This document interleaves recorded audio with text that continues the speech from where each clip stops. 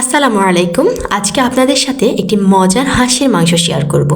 হাঁসের মাংস কীভাবে সুস্বাদুভাবে রান্না করা যাবে সেটা আজকে আপনাদের সাথে শেয়ার করব। আশা করছি ভালো লাগবে। তো এখানে আমি একটা হাঁস নিয়েছি। হাঁসটাকে সুন্দর করে ধুয়ে পরিষ্কার করে তারপর কেটে নিয়েছি। তারপর এখানে ম্যারিনেট করব এখন। তাই আমি এখানে দিয়ে দিব কিছু মশলা। তো এখানে দিয়ে দিচ্ছি 2 চামচ পরিমাণ হলুদের গুঁড়ো, 2 চামচ পরিমাণ মরিচের গুঁড়ো, সাথে দিয়ে দিব স্বাদ মতো লবণ। তারপর দিয়ে দিব রসুন কুচি, রসুন বাটা এগুলো। তারপর দিয়ে দিব আদা বাটা। তারপর দিয়ে দিব জিরার গুঁড়ো, এখানে তারপর ধনিয়ার গুঁড়ো। সাথে দিয়ে দিব কিছু 3 থেকে 4টা এলাচ, 4 থেকে 5টা তেজপাতা ও দারচিনি এলাচ 7 থেকে 8টা। তারপর 1 কাপ পরিমাণ পেঁয়াজ কুচি দিয়ে দিব, 3 থেকে 4টা কাঁচামরিচ কুচি। তারপর দিয়ে দিব 1.5 থেকে 2 কাপের মতো সরিষার তেল। আপনারা সরিষার তেলের পরিবর্তে এখানে সয়াবিন তেলটাও ব্যবহার করতে পারেন, তবে মাংসের ভিতর সরিষার তেলটা দেওয়ার চেষ্টা করবেন, তাতে রান্নার টেস্টটা অনেক বেশি ভালো আসে। তারপর আমি সবগুলো মশলাকে মাংসের সাথে সুন্দর করে মিশিয়ে নিব। এভাবে আমি বেশ কিছুক্ষণ পর্যন্ত আমি উলট পালট করে মাংসের ভিতর মশলাটা ঢুকিয়ে দিব, যাতে রান্নার টেস্টটা বহুগুণ বেড়ে যায়। এভাবে মাংসের ভিতর হাত দিয়ে নেড়ে ছেড়ে যখন দিবেন তাহলে রান্নাটা অনেক ভালো আসে। তারপর একটা পাইপে নিয়ে আমি রান্না বসিয়ে দিয়েছি।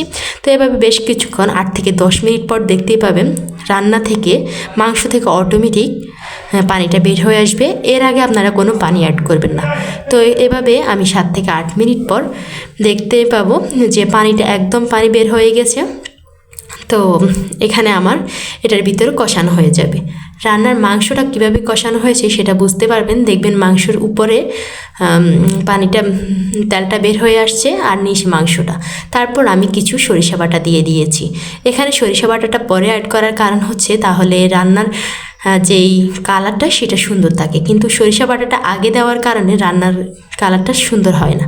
তারপর আমি এখানে দিয়ে দিচ্ছি সিদ্ধর জন্য কিছু পানি।